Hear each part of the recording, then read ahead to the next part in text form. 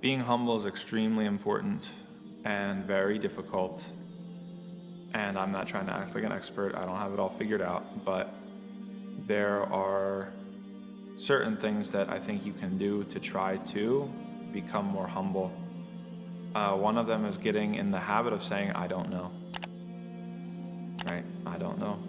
Even if you know, even if you think you know, if you even just start out a response to something with, I don't know, that can be something that, reduces the ego, minimizes the ego, increases your humility.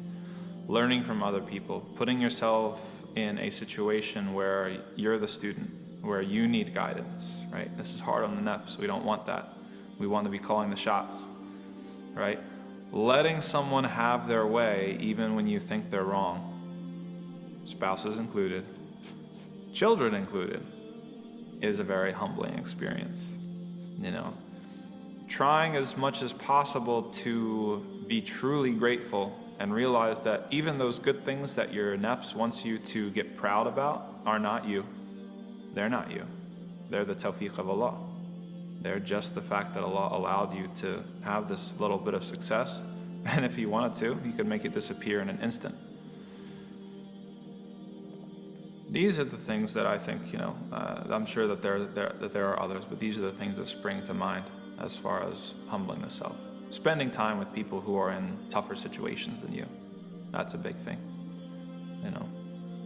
People who are homeless, people who are addicts, people who are, real people. It makes you humble, it makes you appreciative of what you have. It makes you realize when you start talking to people. See, we have a mythology in America that makes us, that damages us spiritually. Okay, we think that homeless guy on the street and that addict on the street is only there because of his own choices. And we think that the person living in the castle on the hill is only there because of their own choices, and that's just false.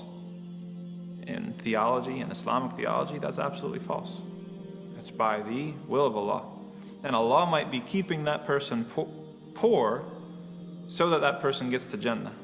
And Allah may be keeping that person rich because if they weren't rich, they would fall into sin and etc., etc. Right? And if you get to know people, you actually talk to people, homeless people and people who are poor, you realize that some stuff happens to people that's just completely beyond anybody's control. This is the will of Allah.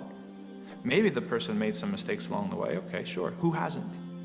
Who hasn't? But some people's mistakes result in situations that are just beyond what they could have achieved by themselves, to the positive and the negative, right? So when you kind of move in these circles and you have a broad band of people, you shouldn't just hang out with the same types of people. If you are, let's say for example, you're a professional person from a certain part of the world, etc., you should not just be hanging out with other professional people from that part of the world.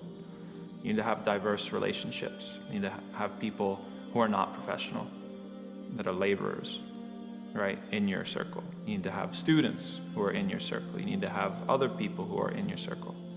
And that's something, inshallah, that can help you with humility.